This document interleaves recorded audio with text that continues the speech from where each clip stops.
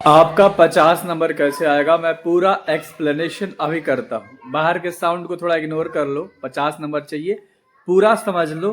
बाकी सारा पीडीएफ मैं आपको दे दूंगा, लास्ट में पता चल जाएगा कहाँ पर। ध्यान से देखना, आप अभी भी मचा सकते हो। अरे 10 दिन में मचा दोगे, पहले देखो। तो आप लोग ध्यान से समझिएगा, मैं आप लोग को अच्छे से समझाता हूँ। देखिए, सेक्शन बी के अंदर 50 नंबर का आप लोगों का सवाल आता है, ठीक है। अब इस 50 नंबर को ध्यान से समझना है अच्छे तरीके से। अगर आप समझ जाते हैं तो आप पूरा नंबर लेकर आइएगा। क्वेश्चन नंबर फर्स्ट में आपका 150 से 200 वर्ड में ऐसे यानी निबंध लिखना होता है। अब 5 गो यहाँ पर सवाल दिया है, ABCD करके, कोई एक गो आपको लिखना है, 8 नंबर मिल जाएगा। तो पहला क्वेश्चन का डाउट क्लियर हो गया होगा, मतलब एक में 5 गो है, कोई एक गो लिखो। दूसरा सवाल एक्सप्लेनेशन से है, इसमें भी ABCD 4 गो सवाल है, कोई ये को बनाना है 4 नंबर का। ये को लिखना है, A लिखो चाहे B लिखो चाहे C लिखो चाहे D लिखो, एक्सप्लेनेशन।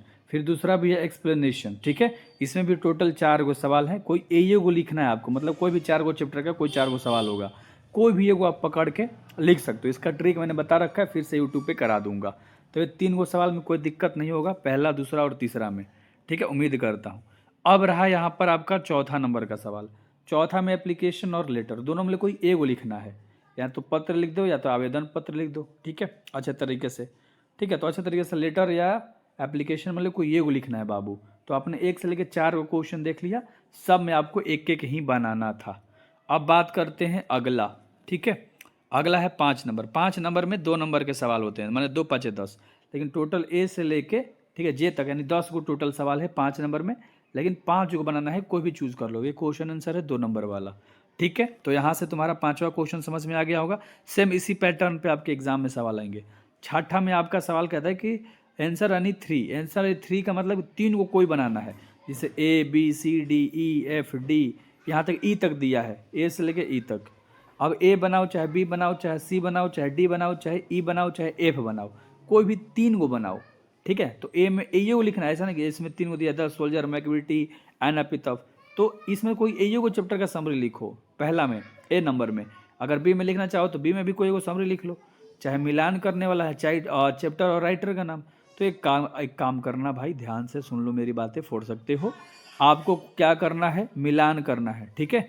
एक ये याद कर लो, चैप्टर और राइटर का नाम, और समरी याद कर लो। ये हो सकता है, देखो यहाँ पर भी मिलान करने वाला है, कोई 3 को बनाना है। अच्छे तरीके से आप बना सकते हो, फोड़ सकते हो मस्त तरीके से, राइट है।